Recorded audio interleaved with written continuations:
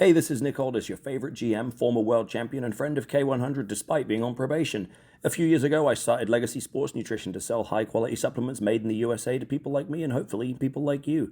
Since we launched, code K100 is the most used promo code at LegacySubs.com, which is a testament to the listeners of this show as intelligent people who care about their health and performance with bestsellers like Test X9 Testosterone Booster and our Recovery PM Sleep Aid. I use these products myself, and so does my wife, Hall of Famer Mickie James, as well as a bunch of your favorite wrestlers. Try our stuff now at LegacySubs.com. That's LegacySupps.com, and use code K100 for 10% off and to support this podcast. You guys watched Raw, obviously. You know him. Mm-hmm. Okay, so they open up with Triple H in the ring, and he's introducing John Cena. He gives a big introduction, the greatest of all. Talked about the greatest of all time because this is his second last televised appearance. Mm-hmm. Right. Their second or third to last. So they're in the. What were they? Boston, his hometown. Okay, so Cena comes out, cuts a little bit of a promo, and then Dom comes out. And the gimmick here is like Dom doesn't give it. It's John Cena's, final appearance in Boston. All he cares about is Triple H is out there. Dom wants to know what he's going to do about all these problems he's having with his the Intercontinental title. Right. So then him and Cena have words, and basically, Dom tells Cena, he calls him an old man. Dom was great in this. Okay. Everybody's actually really good in this. Okay. And Dom basically, Cena said, out of respect for Ray, he has for Ray, he would let Dom turn around and walk to the curtain. And Dom said Cena would need more magic than that to touch him. Dom said he's not at his peak yet, but he's already better than Cena was in his prime. What a great line. And said that he would have whooped Cena at any time, any place, in any era. Okay, he was getting good. He was getting, bro. It's hysterical. Dom's reactions are all over the place. He's getting a huge bit. It's not 1 week. He's getting huge heat here. Stuff. So basically, he says he will whoop his ass anytime, any place. And the Levesque said he agreed with the fans because they were saying Dom or something. So the Levesque were called Dom. He used the words any place, anytime, any era. And Levesque said it seemed like a pretty good place and era and one hell of a time. Levesque told Dom he would defend the Intercontinental title immediately and called for referee and said, let's get to work. Okay. So then they go and have the match. It's, really good, a very, very good basic WWE style match. Okay. And then Cena had said, tonight I'm invincible in the promo.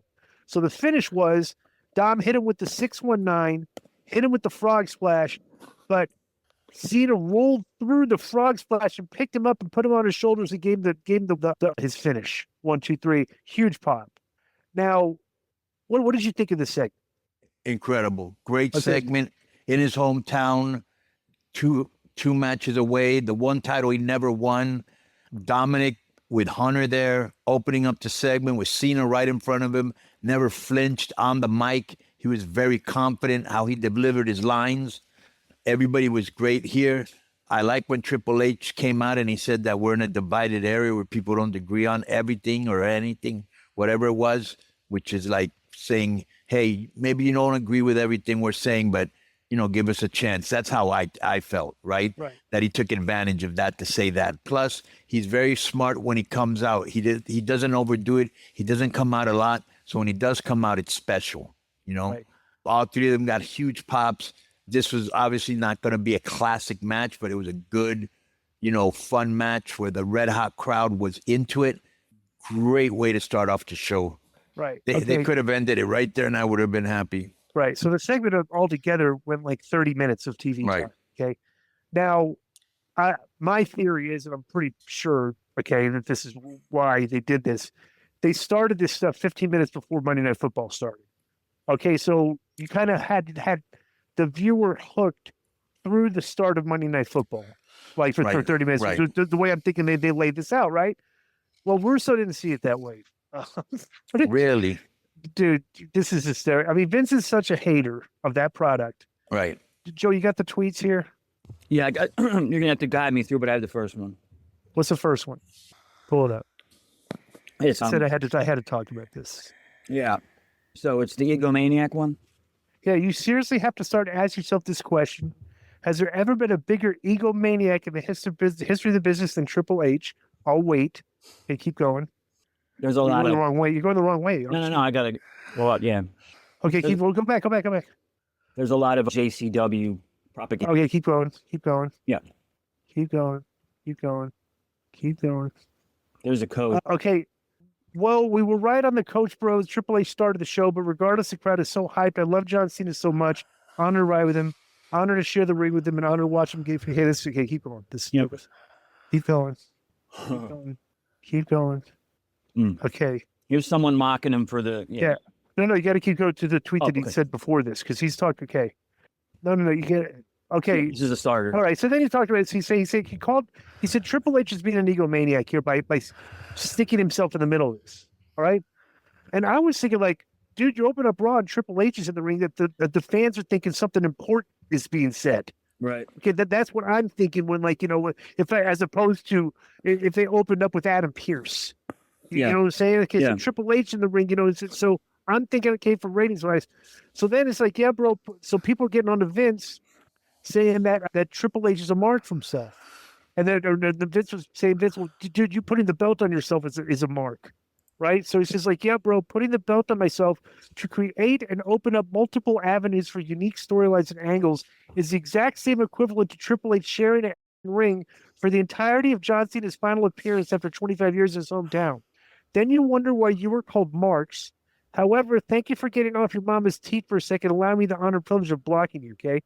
So I quote tweeted this. Vince, you provide so much comedy. So I want to give you guys a story here, okay? That I told. I may have told this. I think I have told this, right? But I did a podcast one time when I was doing the show with Vince and Jeff, the Lions, Tigers, Bears, and Disco, and you should have seen the look on their faces when I was explaining this to Vince. Okay, so this is what I was explaining to him. Vince and Jeff were trying to explain to me that the reason that Vince had physicality, why he got in the ring, did the thing, is because the story was written that way. And I was like, Vince, you're the one that was writing the story. Yeah. Okay. I said, you literally, you put yourself in a situation where you wrote yourself into physicality. Okay. When you were not properly trained to protect yourself as a professional wrestler, and you ended up getting post-concussion syndrome and getting hurt because you couldn't protect yourself, but you're the one that wrote yourself into that situation. God did not write the story of, like, with the 10 Commandments and bring it down. You wrote yourself into that. Dude, you should see the look on him and Jeff's face when I'm trying to explain this to him. Because they're thinking, well, the story said, like, dude, you wrote the story. Yeah. I go, so don't look at you could have written the story where somebody else did the physicality, but you wrote yourself into physicality where you ended up getting hurt. I'm like, that's the markiest, that's the dumbest I've ever seen anybody ever do. Well, not only that, now that you say that, he said that it opened up avenues for other wrestlers and rivalries and all that. Yeah, it opened up so many rivalries and avenues that and he wasn't the only one, but one particular wrestler, Goldberg, said, I'm going to go in there and I'm going to spear him as a shoot. And he did. Right. Because he didn't believe he belonged in that position, like most of the dressing room. Right, exactly. But Vince, and like I said, Vince, like, I don't know how you can't comprehend that you're the one that wrote this. Right. Like, I would, like, any mark can write themselves into winning the championship. Anybody can, if you're the writer. Right. Said, but you literally wrote a character that wasn't a professionally trained athlete, wrote himself to win the world title on our program. Right. And you're calling other people marks. Right. I'm like, come on, give me a break, dude. It's like, that's offensive to the people that have actually done this for a living and taken the bumps. Yeah. It's like, then he goes on the, what is it? The dark side of the ring. It said, I was a better performer than 90%. So I'm like, come on, man. It's like you're digging your own grave with this. You know what I'm saying? So, but he's just constantly hating on it. I thought the segment was fine.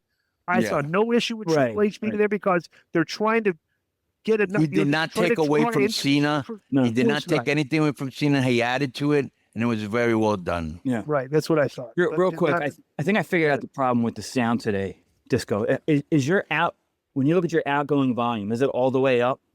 My outgoing volume? Yeah, like not your listening volume, but your mic volume. My mic, my mic volume would be like 3/4. Take it down a little bit, because what it is when you start to get like excited and you start talking louder, that's when it starts crackling. Let me see. Oh no, it's not. The mic level's on like 30%. Well, maybe I do raise my voice. Maybe I should lower it a little bit more. You know, I'll give it a shot, because no matter what, I'll level it. But when there's crackles, nothing's going to take care of that. You know. All right.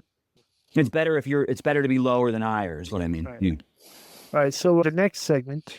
So that was that. We got a huge crowd. So the next segment on the show was. You know what I'm not liking about this, Di, with Vince with JCW already, is that when I first spoke to Vince like 10 years ago or whatever, I had him as a guest. And he was just getting into podcasting, and it was a good interview, and it was like humble Vince time. He was just a good interview. He seemed like a really good guy, and I still like Vince. But he's kind of starting to portray the investor character on Twitter now. Right. Being a bigger jerk to everybody. And I don't like it. I like nice Vince, you know? Right. He's like, it's almost like Twitter Meltzer, where he's a little obnoxious. You know, right. Now Vince both of them have a very high opinion of their opinions. Yeah. Okay, Vince is turning up the volume some, you know? Right. Yeah. I'm eyeing college football. Who's your pick for the Heisman? I'm loading up on parlays and player props like Saquon Barkley breaking his own single-season rushing record. Got a lot of work to do. FanDuel has you covered with player specials and unique props, like home run props. Whatever your game, FanDuel Sportsbook delivers the latest lines, futures, and specials so you can join in on all the action. Download now. FanDuel Sportsbook, where winners play. Did you guys watch Dynamite? So I know you didn't read, you only read the first couple of tweets. So was Vince ranting during the whole show and thought the whole show was bad? He thinks every show is terrible. I haven't seen him put Is there anything he liked? Really? I haven't seen him tweet about it.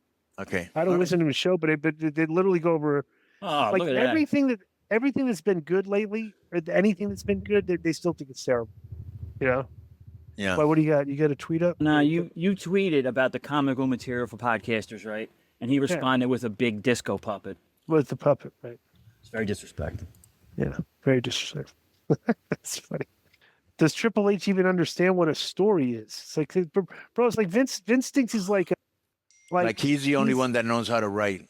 Exactly. And that's the way, that's his. Okay, here it is. What's your point? You're angry that Triple H has put himself over by being in the ring. My counterpoint is you're angry with every authoritative figure who goes to the ring and accuses them of putting themselves over. Angry? Dave, you're right. There's nothing else I can say. Triple H sharing the ring with John Cena his last night in his hometown of Boston was the absolute same thing as every authority figure who's ever entered the ring. 100%. Same thing. You win. No need to answer back. He's being sarcastic. But, Right. You know, some of the criticisms are just absurd sometimes, you know? Right. Cena's dad should have introed John Cena. That was the emotional move. Like you're going to put... Like, dude, if you turn on Raw and you see John Cena's dad in the ring, are you going to turn on Monday Night Football? Maybe, yeah. Yes, probably. You know, come on, dude. It's like, give me a break. It's like